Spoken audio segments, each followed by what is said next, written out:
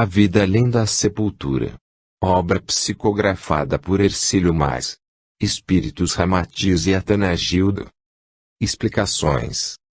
Estimado leitor, na presente obra, que se refere particularmente com a vida dos espíritos desencarnados, no mundo astral, intervém outro espírito, além de Ramatiz, que dá-se o nome de Atanagildo.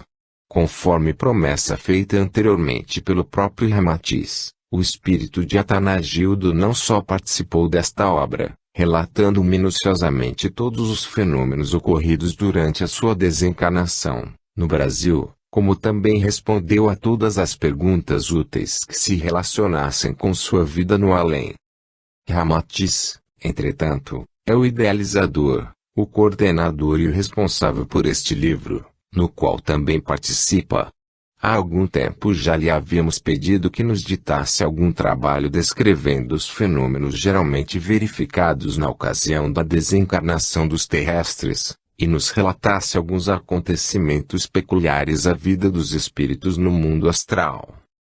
Embora já existam muitas obras no gênero, recebidas por sensitivos de excelente capacidade mediúnica e elevado critério moral, convém lembrar que cada espírito significa sempre um mundo de provas completamente diferentes das de qualquer outro. Por esse motivo, julguei de interesse e importância, que, através de minha singela mediunidade, se pudesse conhecer mais alguma coisa sobre o assunto. De princípio, pensávamos que Ramatiz iria nos relatar suas impressões e os acontecimentos que acompanharam sua desencarnação na última existência passada na Indochina. No entanto, compreendemos logo que isso lhe seria um tanto dificultoso e de pouco proveito para nós, quer por se tratar de espírito que não vive habitualmente em qualquer colônia situada no astral do Brasil, como porque o seu trespasse, ocorrido há quase 1000 anos, no Oriente, não nos ofereceria assunto apropriado aos nossos costumes e reflexões ocidentais. Ramatiz considerou inoportuna a ideia de se rememorarem os detalhes da sua longínqua desencarnação, ocorrida na Indochina, e que considera despida de situações dramáticas ou dignas de menção para as nossas indagações. Escusou-se dessa tarefa, mas prometeu-nos de cooperar na obra e trazer, oportunamente, outro espírito amigo, desencarnado no Brasil, que nos pudesse descrever o que desejávamos e fosse bastante capacitado para narrar-nos mais alguns esclarecimentos registrados na sua moradia australina. Assim, quando a oportunidade se nos apresentou, recebemos a visita de Atanagildo, espírito intimamente ligado ao grupo liderado por Ramatiz, e que foi seu discípulo algumas vezes, principalmente na Grécia, onde também viveram alguns dos irmãos que têm atualmente cooperando na revisão e na divulgação destas obras. Na sua última romagem Atanagildo habitou o Brasil, em região que prefere guardar no anonimato, a fim de se evitar qualquer indiscrição em torno de sua família terrena. Atanagildo, iniciando esta obra com a narrativa de sua última desencarnação terrena, favoreceu-nos muitíssimo, pois que a descrição de sua morte física deu-nos motivo para que formulássemos interessantes perguntas a ele e Ramatiz. Acreditamos que, nesta obra, o leitor conseguirá distinguir o estilo de Atanagildo, às vezes num tom de surpresa, outras vezes impregnado de certo humorismo, diferindo em relação à argumentação filosófica e o poder de síntese, próprios de Ramatiz. Há que não esquecer que não sou médium sonambúlico, mas perfeitamente consciente do que se me passa pelo cérebro durante o trabalho de recepção mediúnica. Cabe-me vestir com a palavra os pensamentos dos comunicantes, coisa que nem sempre consigo realizar com êxito, e fazer perfeita distinção das personalidades, assim como também me escapam certas sutilezas inerentes à psicologia espiritual de cada comunicante. Em virtude de ambos os espíritos operarem intimamente ligados na confecção desta obra, verifiquei inúmeras vezes que, enquanto algumas respostas eram dadas por Atanagildo, fluíam-me pela mente inúmeras considerações e comparações filosóficas que ampliavam e explicavam mais detalhadamente as respostas, mas traíam perfeitamente a intromissão de Ramatiz, assim como identificavam acionando-me à altura do cerebelo.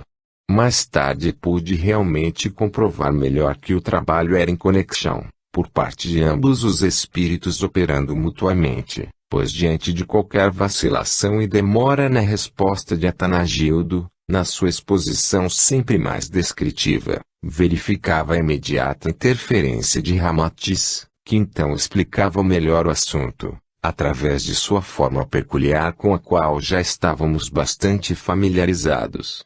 Mas, apesar disso, as respostas de Ramatiz ficavam sempre como de autoria de Atanagildo, a quem cabia o mérito de tudo. Esse fenômeno constituiu para mim um salutar aprendizado, pois pude avaliar da rapidez e da segurança do raciocínio de Ramatiz, comparando suas respostas com o demorado e às vezes dificultoso modo com que Atanagildo chegava às suas conclusões. Atanagildo é afeito à mesma índole universalista do seu mentor e amigo.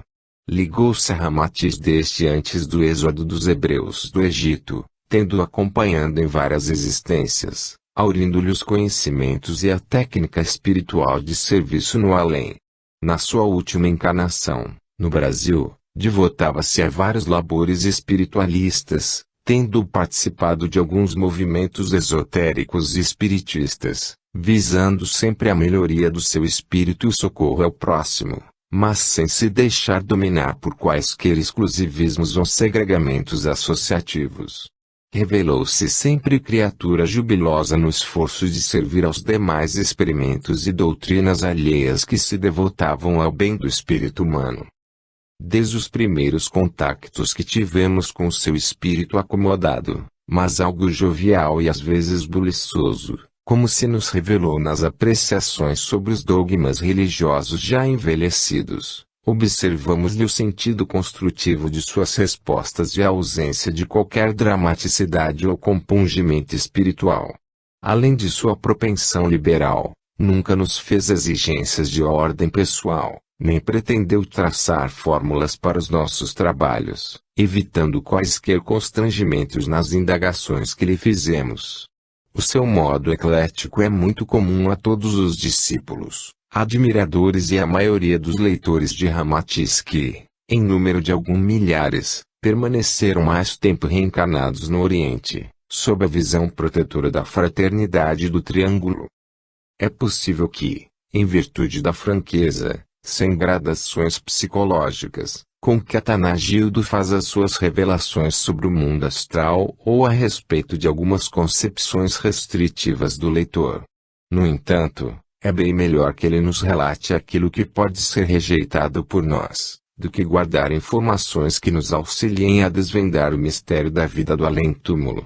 Cumpre-nos louvar o esforço dos espíritos bem-intencionados, que tentam por todos os modos e meios, descrever-nos o panorama astral que habitam, desejosos de que regulemos a nossa bússola humana para o norte da segurança espiritual. Atanagildo recomenda, em certas respostas, que aceitemos as suas comunicações mais em consequência de sua experiência pessoal do que como postulados doutrinários definitivos, considerando que outros espíritos superiores podem descrever-nos os mesmos fatos, sob perspectivas diferentes e mais lógicas, possivelmente melhor compreensíveis à nossa atual psicologia. Ele se afirma desligado de qualquer preocupação doutrinária e pede que só o interpretem como singelo noticiarista de acontecimentos que pôde vislumbrar no espaço, sem pretender abrir debates sobre aquilo que nos pode parecer inverossímil ou que venhamos a atribuir a produto de uma imaginação fértil. Quando Atanagildo se referiu à sua expedição de aprendizado nas regiões do astral inferior, tornou-se-me difícil admitir a descrição de certos quadros tenebrosos, porquanto eles me pareciam exorbitar da lógica e sensatez de um plano vibratório próprio dos desencarnados. No entanto, através de meu desprendimento espiritual, que ocorre durante as noites de sono favorável e pouca alimentação, foi-me facultado vislumbrar certos fatos e cenas tão aviltantes, como se algum cérebro excessivamente mórbido estivesse interessado em plagiar os relatos de Dante e sua visita ao inferno. Nós costumamos acreditar nessas descrições tão aterrorizantes, porque ainda estamos fortemente condicionados às fantasias dos dogmas religiosos que, no decorrer dos séculos findos, e mesmo ainda nesta atual existência, exerceram e exercem pressão escravizante em nossos raciocínios imaturos. Quase todos nós temos vivido em contato demorado com as instituições sacerdotais do passado, confiávamos num céu administrado por anjos e num inferno exclusivamente dirigido pelos diabos. Sofremos, pois, desencantados, ao verificar que no astral inferior os homens é que mantêm o inferno e, o que é pior, ainda o fizeram bem mais requintado do que o cenário imposto pela tradição religiosa.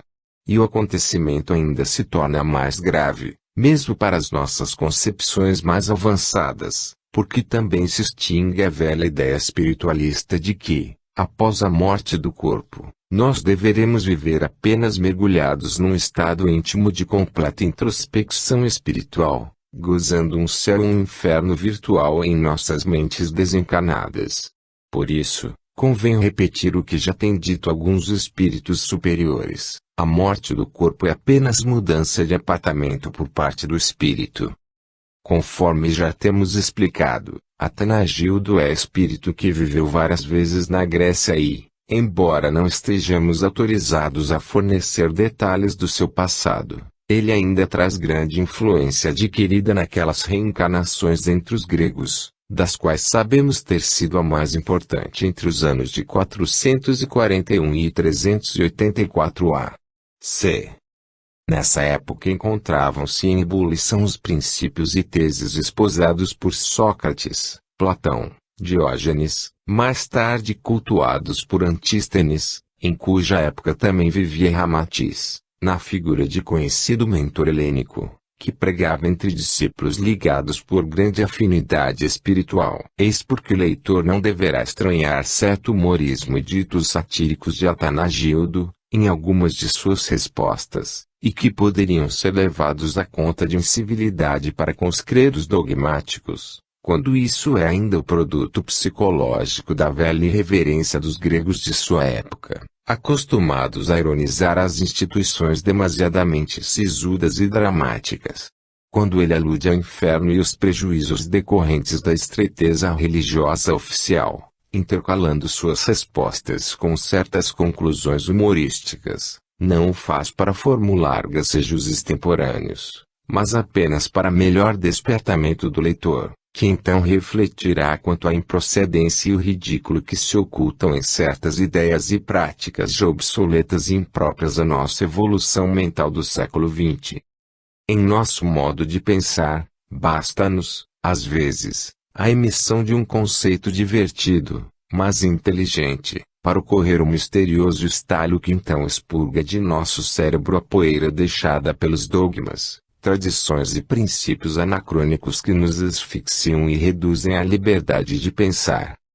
Chegando ao término destas explicações, que acredito serem indispensáveis no início da obra, lembro aos leitores que Ramatiz e Atanagildo não se entregaram a uma narrativa aventurosa e sem finalidade construtiva, no presente trabalho, mas sim tentaram demonstrar quanta a compensação milita em favor daqueles que realmente seguem as pegadas de Jesus, em lugar de se atolarem nos charcos das impurezas astrais, vivendo exclusivamente em função da porta larga das conquistas fáceis e da ilusão dos prazeres materiais. Peço a Jesus que inspire a todos na leitura do trabalho que temos efetivado com o sentido de contribuir com o nosso copo d'água para dessedentar aqueles que têm sede de conhecimentos do que seja a vida no além e aumentar o ânimo e esperança naqueles que se atemorizam diante da morte do corpo e duvidam da magnanimidade de nosso Pai Celestial. Oxalá possam estas mensagens mediúnicas beneficiar alguns corações abatidos pela incerteza do dia de amanhã. Nota do médium: em face do regime inflacionário do país, e consequente alto custo na impressão de livros, foram extraídos alguns trechos desta obra, inclusive redução nos prefácios, do que consta na primeira edição. No entanto, essa extirpação foi feita sob rigoroso exame e sem prejudicar o conteúdo real da obra.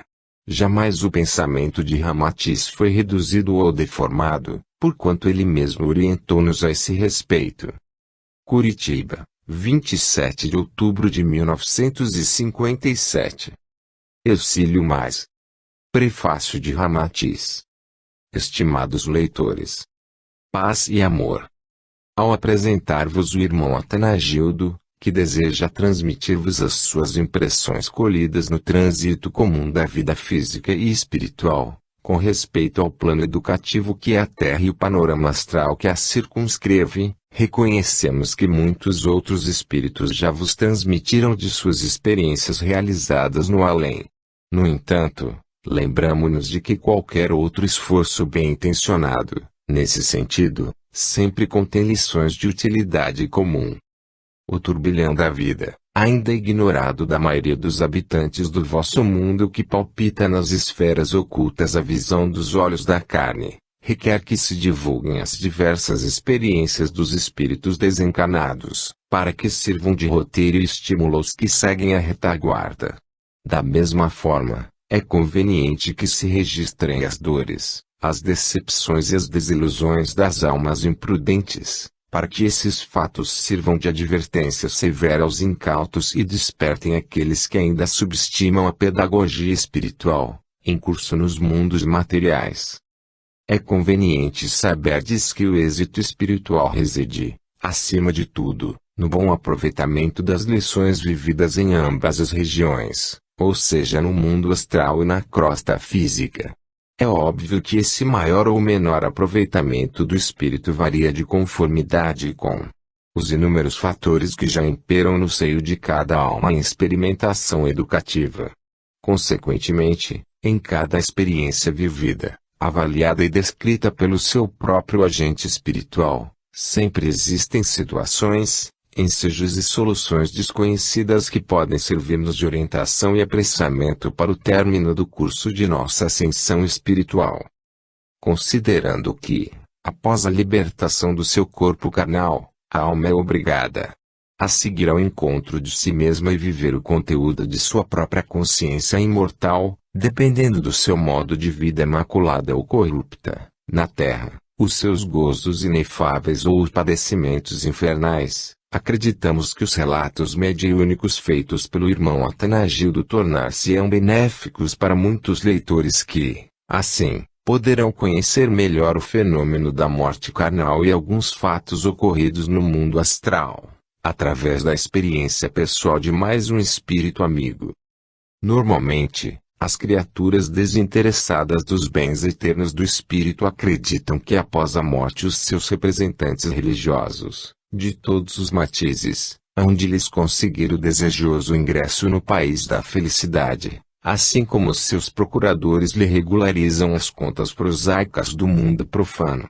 Infelizmente, bem diversa se lhes torna a realidade quando a sepultura lhes recebe as carnes combalidas pelo excesso de prazeres materiais e viciadas pelo conforto epicurístico.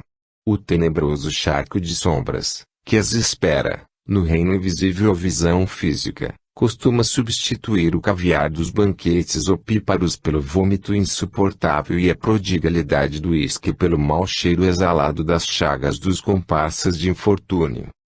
Esses espíritos situam-se, por lei contida no Código Moral do Evangelho, na região correspondente aos seus próprios delitos, pois a cada um será dado conforme as suas obras e dentro do livre-arbítrio de se poder semear à vontade, criando-se, porém, o determinismo da colheita obrigatória.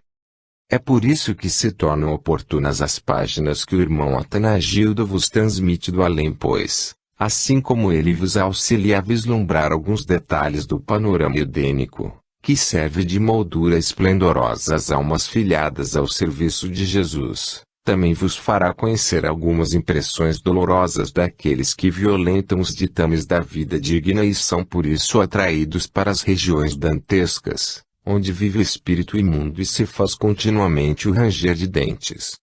Não duvidamos de que a mordacidade humana há de querer zombar dos esforços exóticos de alguns espíritos que, à maneira do irmão Atanagildo, desejam alertar os seus irmãos ainda prisioneiros no ergástulo da carne. O homem comum não se conforma com ser perturbado na sua faina prosaica de amontoar moedas e cobrir o corpo com quinquilharias douradas. Evita pensar seriamente no assunto, temeroso de que a certeza da morte possa enfraquecer-lhe o espírito de cobiça, vaidade, avareza e luxo desmedidos. Pressente que essa demasiada insistência dos desencarnados, em advertir sobre a responsabilidade da vida espiritual, irá despertar o remorso das suas insanidades animais e revelar-lhe o exato valor dos tesouros que a traça rói e a ferrugem consome. Louvamos, pois, o esforço comunicativo do irmão Atanagildo, que se resume num insistente convite para o reino do Cristo e para a sonhada aventura espiritual, demonstrando, além disso, quão tenebrosa é a colheita produzida pelo abuso e pela dilapidação estulta dos bens que o Criador entrega aos seus filhos, para que os administrem provisoriamente no mundo da carne. Curitiba, 27 de dezembro de 1957. Ramatiz. Preâmbulo. Meus irmãos, através destas páginas, desejo apenas registrar os principais acontecimentos de minha vida, desde o momento derradeiro de minha desencarnação até o ingresso no além. Eu sei quão difícil se me torna dar-vos uma ideia nítida e mesmo sensata da esfera em que situo presentemente depois de desencarnado, assim como fazer um relato fiel e irrepreensível. Qual a maneira de nos fazermos compreender no ambiente ela casca do orbe terráqueo, se devemos usar exemplos de fora para revelar-vos a essência que interpenetra as formas de dentro? Temos de nos socorrer, também, do expediente comum das comparações e simbolismos, para compensar a deficiência de descrever-vos a moradia invisível. Mesmo para aqueles que sentem a realidade do mundo oculto ou gozam da vidência que lhes permite observarem os espíritos em seus trajes astralinos, apresentam-se inúmeras dificuldades que deformam a realidade espiritual vivida por nós. Em virtude da insuficiência das comparações materiais para se configurarem as formas exatas dos espíritos em liberdade, no além, a maioria dos homens vê-se obrigada a guiar-se mais pela fé interior, aceitando uma realidade que o intelecto ainda não consegue assimilar satisfatoriamente. Não guardo a presunção de relatar-vos coisas inéditas ou revelações incomuns, e que já fazem parte da vasta literatura mediúnica ditada por outros espíritos sensatos e sábios. Mas procurarei transmitir-vos um breve relato de minha visão e existência no além, usando da maior singeleza possível, para o melhor entendimento em comum. Estas páginas referem-se a uma experiência pessoal de um desencarnado e que, acredito, podem interessar bastante porque não existem duas vidas semelhantes no mesmo gênero. Sirvo-me da oportunidade fraterna que me é oferecida pelo compreensivo espírito de Ramatiz, ao colocar o seu sensitivo à minha disposição, para que ele recepcione o meu pensamento e anote estas narrativas de fraternal advertência aos leitores. Descrevo-vos os meus últimos momentos vividos na Terra, desde a fase da agonia até o desligamento final, para que guardeis algumas noções aproximadas desse instante ainda atemorizante e tétrico para muitas criaturas e que varia na dependência exclusiva do vosso modo de vida e da natureza dos vossos sentimentos vividos na matéria. Todos os que têm apartado serenamente a nossa esfera espiritual são justamente os que viveram existências laboriosas, afeitos ao serviço sacrificial e amoroso para com o próximo e inspirados nos sublimes ensinamentos de Jesus. Malgrado toda a resistência intelectual que fazemos aos ensinamentos de Jesus, aqui aprendemos e comprovamos que só a integração definitiva no amai-vos uns aos outros e a prática indiscutível do fazei aos outros o que quereis que vos façam livrar-vos-á, realmente, das terríveis consequências purgativas a que comumente se sujeitam os desencarnados torturados do mundo astral. Há homens que partem da terra para que, à maneira de feras chicoteadas pelas próprias paixões enraivecidas, enquanto outros se despedem de vós à semelhança do que acontece com os passarinhos, empreendem o seu voo feliz e se libertam do ninho sem atrativos. As paixões humanas são como os cavalos selvagens, precisam ser amansadas e domesticadas para que depois nos sirvam como forças disciplinadas e de auxílio benéfico à marcha do espírito pela vida carnal. E para podermos conseguir essa importante domesticação das paixões selvagens, é ainda o exercício evangélico o recurso mais eficiente para se poder amansá-las, pois que o consegue através da ternura, do amor e da renúncia pregoados pelo Mestre Jesus. O perispírito, a hora da desencarnação, é como a cavalgadura estuante de energias represadas, tanto se assemelha à montaria dócil, disciplinada e de absoluto controle do seu dono, como se iguala ao potro desenfreado que, ao arremeter desbragadamente, também pode arrastar o seu cavaleiro apavorado. Os consagrados filósofos gregos, quando preconizavam a necessidade de mente sã em carpução, já expunham conceitos de excelente auxílio para o momento de desencarnação. A serenidade e a harmonia na hora da morte são estados que requerem completo equilíbrio do binômio razão e sentimento, pois aquele que sabe o que é, de onde vem e para onde vai, também sabe o que precisa e o que quer para se tornar um espírito venturoso. O cérebro que pensa e comanda exige, também, que o coração se purifique e obedeça. Oxalá, portanto, estas comunicações do lado de cá, embora muitos pareçam um punhado de fantasia descabida, possam atrair o interesse dos leitores bem-intencionados, que desejam libertar-se das ilusões próprias das formas provisórias da matéria e queiram focalizar a sua visão espiritual no curso da vida do espaço, que muito depende da natureza da existência que for vivida na Terra. Curitiba, 1º de janeiro de 1958. Atanagildo. Capítulo 1. A caminho do além. Pergunta: valendo-nos de vossa promessa, feita em reunião passada, desejaríamos receber impressões sobre a vossa desencarnação, bem como sobre os demais acontecimentos que se verificaram após o desligamento do vosso corpo físico. Ser-vos-ia possível atender-nos nesse propósito. Atanagildo: eu havia completado 28 anos de idade e guardava o leito, acometido de complicada inflamação nos rins, enquanto o médico da família esgotava todos os recursos para diminuir a cota de ureia que me envenenava o corpo, causando-me terrível opressão que parecia esmagar meu peito. Em face da minha angústia, que aumentava de momento a momento, procurei explicar ao médico o que sentia, ansioso de um alívio, mesmo que fosse por breves instantes. Mas estranhava, ao mesmo tempo, que, à medida que baixava a minha temperatura, aguçavam-se meus sentidos. Algumas vezes tinha a impressão de que era o centro consciencial, absoluto, de toda a agitação que se fazia em torno de meu leito, porque captava o mais sutil murmúrio dos presentes. De modo algum poderia compreender a natureza do estranho fenômeno que me dominava, pois, à medida que recrudescia a minha faculdade de ouvir e sentir, também em minha alma se fazia misterioso barulho, como se esquisita voz sem som me gritasse num tom desesperado. Era terrível associação psicológica, algo desconhecido, que se impunha e me bradava sinal de perigo, rogando-me urgente coordenação e rápido ajuste mental. Das fibras mais íntimas de minha alma partia violento apelo, que me exigia imediata atenção, a fim de que eu providenciasse os meios necessários para eliminar um iminente perigo invisível. Súbito, a voz do médico se fez ouvir, com inusitada veemência. Depressa.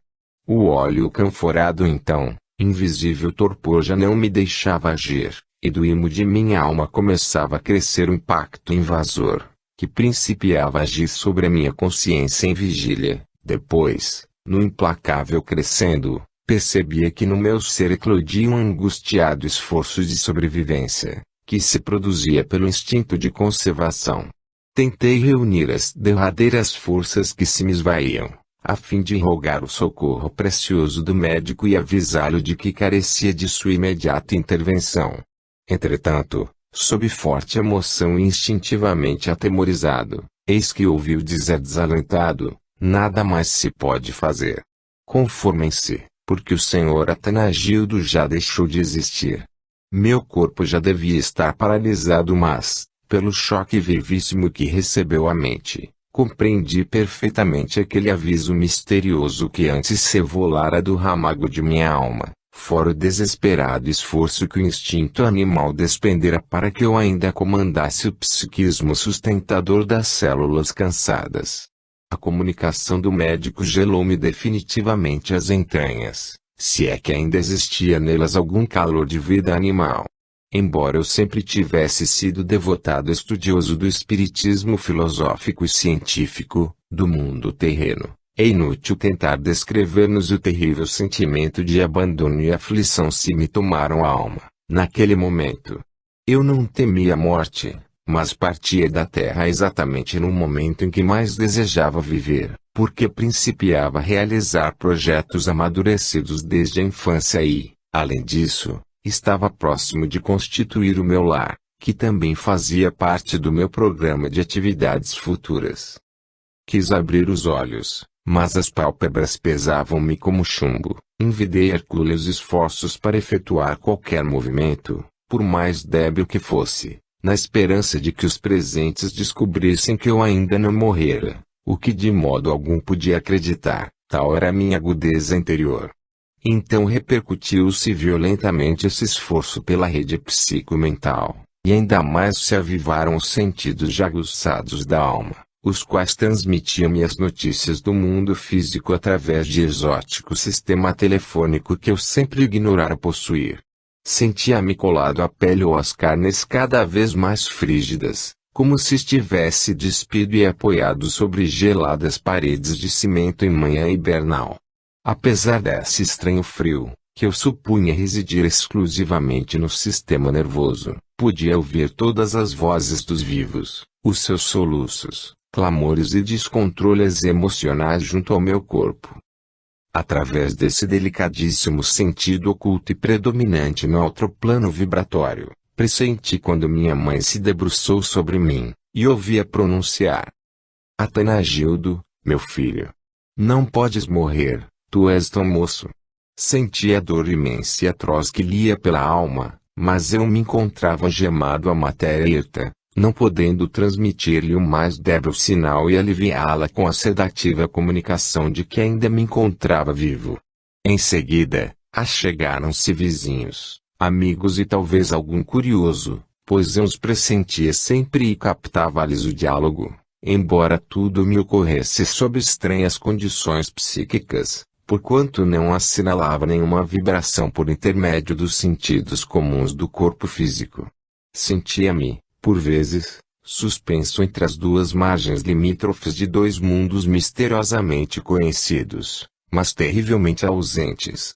Às vezes, como se o olfato se me aguçasse novamente, pressenti o cheiro acre do álcool que servira para a seringa hipodérmica, assim como algo parecido ao forte odor do óleo canforado.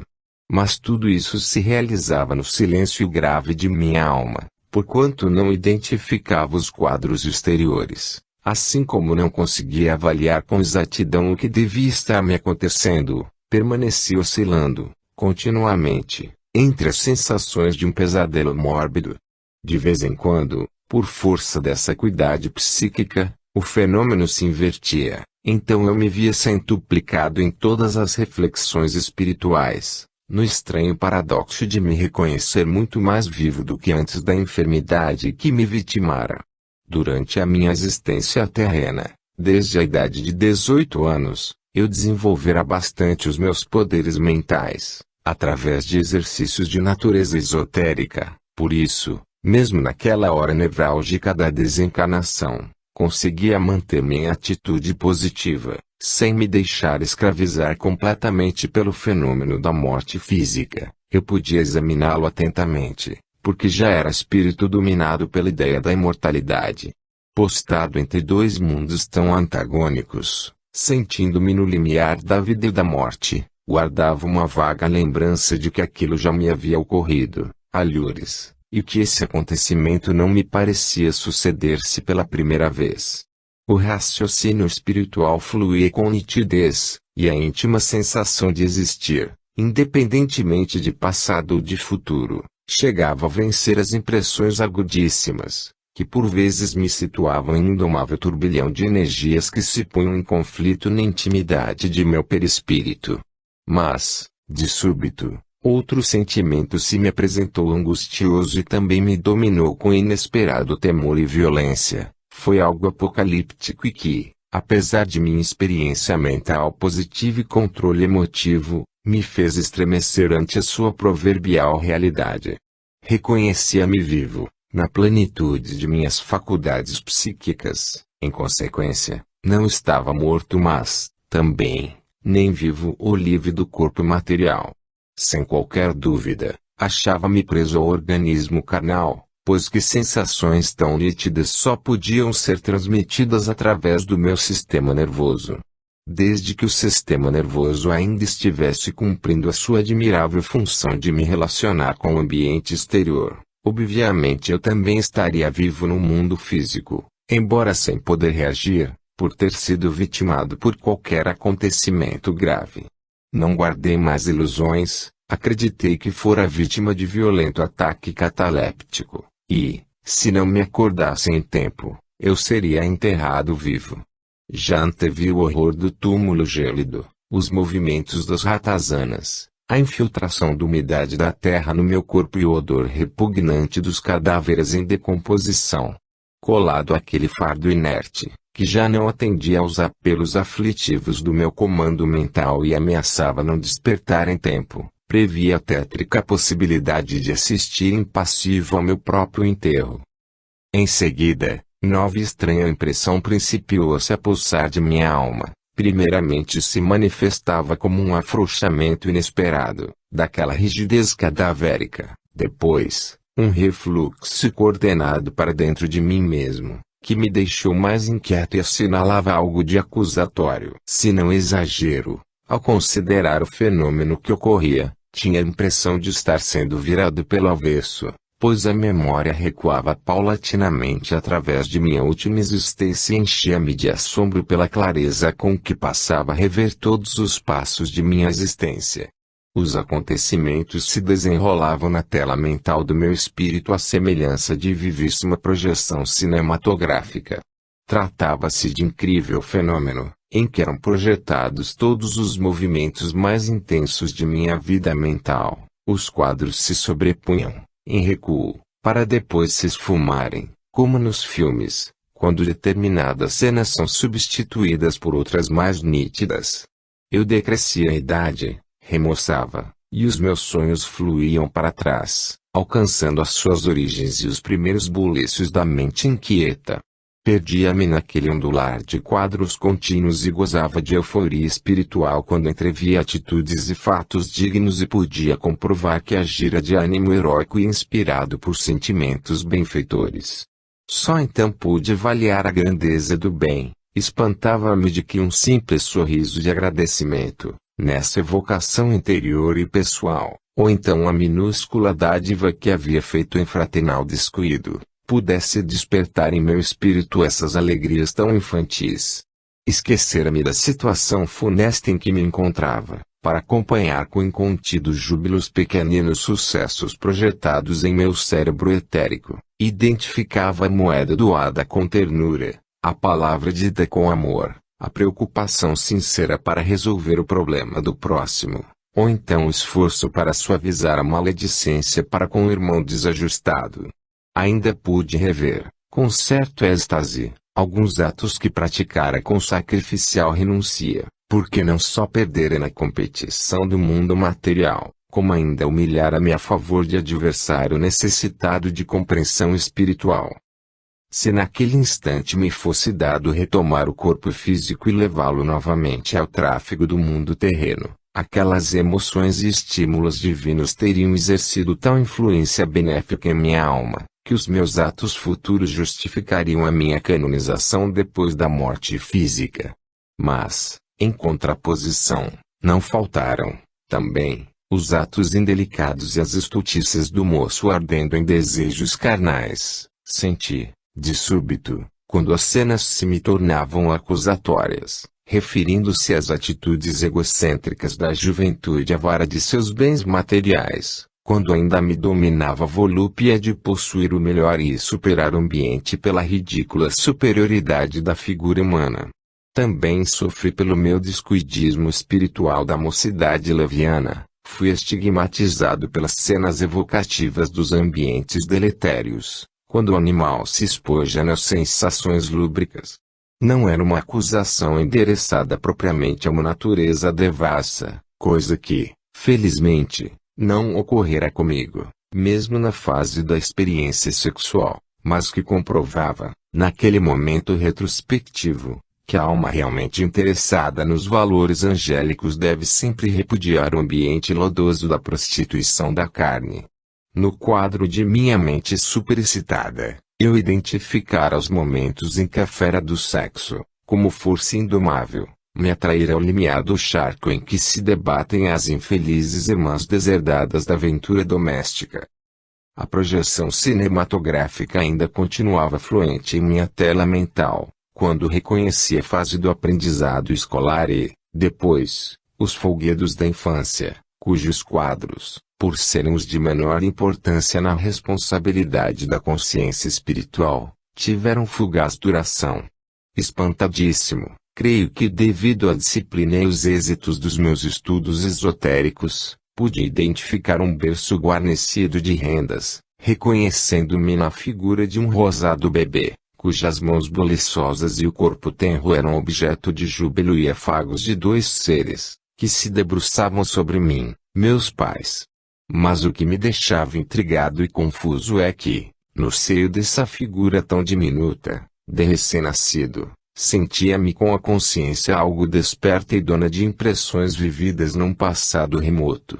Parecia-me envidar tremendos esforços para vencer aquele corpinho delicado e romper as algemas da carne, na tentativa de transmitir palavras inteligíveis e pensamentos adultos.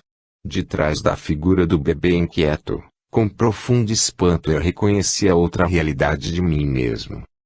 Atento ao fenômeno dessa evocação psíquica, tal como se vivesse o papel de principal ator em movimentado filme cinematográfico, chegava a estranhar o motivo daquelas imagens retroativas terem se interrompido e findado naquele berço enfeitado, quando algo, em mim, teimava em dizer que eu me prolongava além, muito além daquela forma infantil.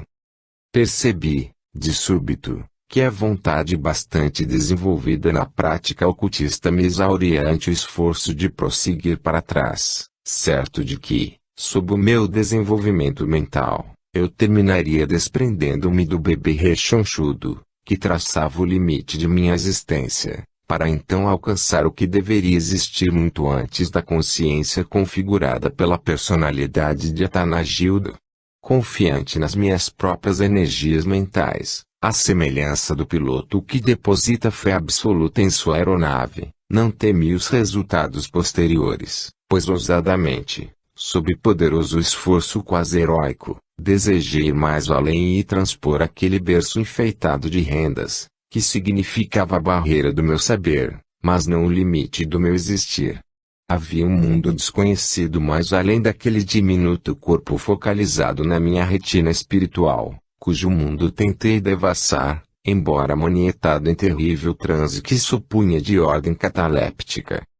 Sob poderosa concentração de minha vontade, coordenei todas as minhas forças mentais disponíveis, ativando-as num feixe altamente energético e, decididamente, como se movesse vigoroso ariete, arremeti para além do misterioso véu que deveria esconder o meu próprio prolongamento espiritual. Atirei-me, incondicionalmente, na estranha aventura de buscar a mim mesmo, conseguindo desatar os laços frágeis que ligavam a minha memória etérica à figura daquele atraente bebê rosado. Então consegui comprovar o maravilhoso poder da vontade a serviço da alma resoluta. Sob esse esforço tenaz, perseverante e quase prodigioso, rompeu-se a cortina que me separava do passado. Surpreso e confuso, senti-me envolvido por festivo badalar de sinos possantes e, ao mesmo tempo, ouvi o rumor de grande algazarra a determinada distância de onde devia me encontrar. Enquanto as ondulações sonoras do bronze inundavam o ar, senti-me envolvido pela brisa agreste, impregnada de um perfume próprio do lírio ou de flores familiares às margens dos lagos ou dos rios, ao mesmo tempo que uma nesga de um céu azul esbranquiçado, comum aos dias hibernais, volteou exoticamente sobre mim. Ainda pude compreender que me encontrava suspenso, no ar, pois fui agitado por vigoroso balanço, enquanto forcejava para romper as cordas que me imobilizavam, contra a vontade. Sob a pressão de calejada mão suarenta, que me comprimia os lábios, estava impedido de gritar, enquanto violenta dor fazia-me arder o peito e a garganta. Pairei um pouco, acima do solo, e, subitamente, no impulso mais forte, fui atirado ao seio de água pantanosa, onde o perfume dos lírios se confundia com o mal cheiroso visco da lama do rio. Quando mergulhei, ouvi ainda o bimbalhar dos sinos de bronze e as vozes humanas num tom festivo. Pouco a pouco, tudo se foi perdendo num eco longínquo, enquanto os meus pulmões se sufocavam com a água suja e frígida. Esse rápido entreato da cessação de minha consciência, no mergulho das águas geladas, fez-se perder o cordel das imagens que se reproduziam na minha memória perispiritual e, como se retornasse de profundo pesadelo, senti-me novamente na personalidade de Atanagildo, vivo mental e astralmente, mas preso a um corpo de carne inteiriçada. Mais tarde, quando já de posse da memória de minha última existência, pude então identificar aquela cena, ocorrida na França, em meados do século XVIII, quando eu fora surpreendido, de tocaia, por meus rivais enciumados da minha afeição por determinada jovem, os quais, depois de ferirem-me na garganta e no peito, lançaram-me no rio Sena, atrás da igreja de Notre-Dame, justamente na manhã em que se realizavam importantes comemorações religiosas. Por isso, no meu transe psicométrico de retorno ao passado, ocorrido durante a última desencarnação, eu sentia reviver a sensação da água frígida em que fora atirado, pois a cena se reavivou fortemente no meu perispírito. Assim se conjugaram as forças vitais, em efervescência, para evitar o meu desenlace.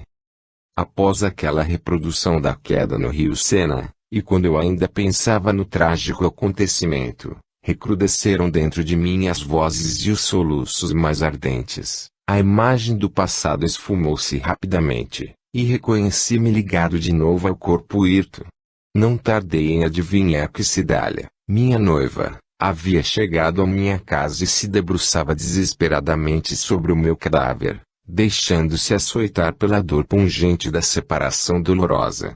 Então, avivou-se-me com mais violência a terrível ideia de que fora vitimado pelo sono cataléptico. Imensamente surpreso, pude notar que as minhas reminiscências cinematográficas, que haviam reproduzido no meu cérebro toda a minha existência transcorrida desde o berço e, além disso, revelado um detalhe da cena ocorrida na França, não haviam durado mais do que 1 ou 2 minutos. Era o tempo exato que Cidália deveria ter gasto para vir de sua casa até o meu lar, assim que a avisaram de minha suposta morte, pois residia a uma quadra de distância. Mais tarde, pude compreender melhor esse fato, quando de posse da consciência espiritual desligada da matéria. Em tão curto espaço de tempo, eu pude rever os principais acontecimentos de minha última existência, no Brasil, e ainda contemplar o quadro derradeiro da reencarnação anterior.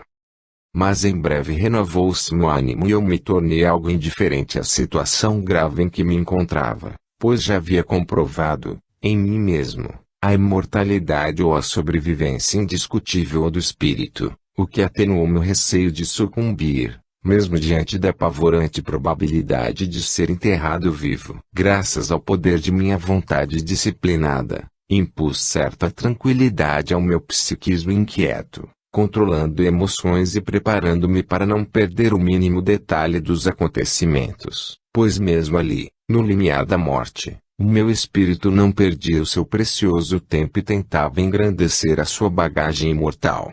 Mas, ainda em obediência aos fortes imperativos do instinto de conservação, reuni novamente as forças dispersas e tentei provocar um influxo de vitalidade no meu organismo inerte, a fim de despertá-lo, se possível, do seu transe cataléptico, para retornar à vida humana ainda mais enriquecido e convicto espiritualmente, graças às comprovações que estivera na imersão da memória perispiritual.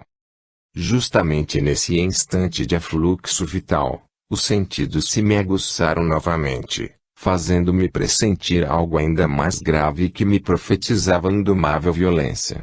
Não podia precisar a natureza exata do pressentimento, mas reconhecia a sua gênese oculta na minha alma, e que me punha de forte sobreaviso. Longínqua tempestade se desenhava no horizonte de minha mente, e o instinto de conservação lançava o temor no imo do meu espírito. Pouco a pouco, identificava o ribombo do trovão à distância, enquanto vivia a sensação de me encontrar ligado ao cadinho de energias tão poderosas, que pareciam as forças de nutrição do próprio universo. A tempestade que tomava conta de mim não parecia vir de fora, mas sim eclodir lenta e implacavelmente no interior de minha própria alma. Acompanhei-lhe o crescendo implacável e percebi, desconcertado, que era em mim mesmo, no cenário vivo de minha morada interior, que ela se desenvolvia a caminho de tremendo clímax de violência. Quase que agachado em mim mesmo, ouvi o tremendo trovão ribombar nas entranhas do meu espírito. Fui sacudido em todas as fibras do meu ser, à semelhança de frágil haste de junco chicoteada pelo vento indomável. O choque foi poderoso, e mergulhei num estranho turbilhão de luzes e faíscas elétricas, para desaparecer tragado nesse vórtice flamante. Em seguida, perdi o comando da consciência. O fenômeno, em verdade, identificava o temeroso momento da verdadeira desencarnação, comum a todos os seres, quando então se rompe o último laço entre o espírito e o corpo físico, laço esse situado à altura do cerebelo, e pelo qual ainda se fazem as trocas de energias entre o perispírito sobrevivente e o corpo rígido. Após esse choque violento, eu ficara libertado definitivamente do corpo carnal e todo o meu perispírito pareceu recolher-se em si mesmo sob estranha modificação, dificultando meu entendimento e a clareza psíquica, o que me fez perder a consciência de mim mesmo. Não sei quanto tempo transcorreu até o meu despertar no mundo astral, depois que os meus despojos haviam sido entregues à singeleza de uma sepultura. Recordo-me tão somente de que, embora sentisse a temperatura algo fria, o meu corpo gozava de indescritível sensação de leveza e bem-estar, tendo desaparecido todas as angústias mentais, mas permanecendo certa fadiga e uma ansiedade expectante. O meu esforço situava-se no problema de reunir os pensamentos dispersos e ajuizá-los no campo da memória, a fim de entender o que pudesse ter acontecido comigo, porquanto ainda alimentava a sensação física de haver retornado de violento choque ou pancada no crânio, proveniente de algum contundente instrumento de borracha. Esse torpor era perturbado por um estranho convite interior, com relação ao ambiente onde me encontrava, repleto de expectativa e de silencioso mistério. Sentia-me bem, quanto ao estado mental, gozando a sedativa sensação de haver sido submetido a uma lavagem purificadora, cujos resíduos incômodos se houvessem depositado no fundo do vasilhame mental, permanecendo à tona apenas um líquido refrescante e balsâmico. Temia tentar algum esforço de memória muito pronunciado, a fim de não misturar a escória, depositada no fundo cerebral, com a limpidez agradável e cristalina da superfície. A sensação era de paz e de conforto espiritual, não tendia para evocações dramáticas ou assuntos dolorosos, nem me achava crivado de indagações aflitivas para recompor a situação ainda confusa, pois as ideias, que se me associavam pouco a pouco, eram sempre de natureza otimista. Em oposição ao que eu considerava antes um terrível pesadelo, no qual viver a sensação da morte. Aquele segundo estado de espírito assemelhava-se a suave sonho, que não desejava interromper. Após breve esforço, pude abrir os olhos e, para minha surpresa, deparei com um teto alto, azulado, com reflexos e polarizações prateadas, semelhantes a uma cúpula refulgente. Apoiava-se sobre delgadas paredes impregnadas de uma cor azulada, em suaves tons luminosos. Parecia que compridas cortinas de seda cercavam docemente o meu leito alvo e confortável, dando-me a impressão de que repousava sobre genuína espuma do mar. Uma claridade balsâmica transformava as cores em matizes refrescantes, e às vezes parecia que a própria luz do luar filtrava-se por delgado cristal de atraente colorido lilás. Mas eu não vislumbrava instalações nem lâmpadas com que pudesse identificar a origem daquela luz agradável. De outra feita, eram fragmentos de pétalas de flores ou espécie de confetes de uma cor carmim rosado, que pousavam sobre mim e se desvaneciam na fronte, nas mãos e nos ombros, provocando-me a sensação de um banho de magnetismo reconfortante, a nutrir-me o corpo exausto mas contente. Estranhando o ambiente em que despertara, completamente diferente do modesto aposento que constituía o meu quarto de enfermo resignado, acreditei que fora transportado, às pressas, para algum hospital luxuoso e de instalações moderníssimas. Consegui, então, distinguir alguns vultos confusos, que me rodeavam o leito. Um deles guardava forte semelhança com minha mãe, e identifiquei-o como um homem de meia idade. Uma senhora idosa, sorridente e extremamente afável, debruçou-se sobre mim e chamou-me com insistência. Pronunciou meu nome com profundo recolhimento e ao mesmo tempo com profunda veemência, conseguindo arrancar-me uma exaustiva e balbuciante resposta de aquiescência. Ela sorriu com visível satisfação e chamou outra pessoa, de aspecto pálido, com olheiras profundas, vestida de branco imaculado, que me fez evocar a figura de um daqueles clássicos magos do Oriente, cuja fisionomia é serena mas enérgica. Havia certa bonomia nos seus gestos e inconfundível segurança no agir. Fitou-me com tal firmeza, que um fluxo de energia estranha, e de suave calor, projetou-se do seu olhar e atingiu-me a medula, amortecendo-me pouco a pouco o bulbo e o sistema nervoso, como se poderosa substância gasosa, hipnótica, se derramasse pelos meus amplexos nervosos e provocasse incontrolável relaxamento dos músculos. Lutei, espernei, por assim dizer, tentando contrariar aquela vontade poderosa, mas uma ordem incisiva fixou-se-me no cérebro: durma. Então afrouxaram-se meus músculos e fui quedando-me num doce e misterioso bem-estar, para ser envolvido por gradativa inconsciência e desaparecer suavemente num voluptuoso repouso compensador. Numa réstia de consciência final, ainda pude ouvir a voz cristalina daquela senhora afável, que assim se expressava. Não lhe havia dito, irmão Crisóstomo, que só um irmão na varana poderia provocar o repouso compensador ao seu neto, e evitar-lhe a excessiva autocrítica tão prejudicial, ainda. A sua confusão psíquica é natural da desencarnação. Convenhamos em que o seu neto Atanagildo é portador de uma mente muito vigorosa.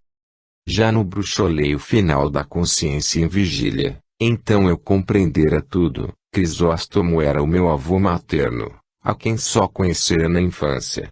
Realmente, não havia mais motivos para lutar ou temer. Eu era um morto, na acepção da palavra ou, mais propriamente, um desencarnado. Capítulo 2. Primeiras impressões. Pergunta: quais foram as vossas novas impressões após ao despertardes no além, depois de haverdes sido submetido ao sono, pelo irmão na varana? Atanagildo: de princípio, não pude compreender o ambiente em que me encontrava, pois não conseguia vislumbrar nada além daquele quarto silencioso, envolto por agradável luminosidade balsâmico fluido. Sentia-me num estado de profunda auscultação espiritual, mas reconhecia-me impedido de tentar qualquer esforço diretivo.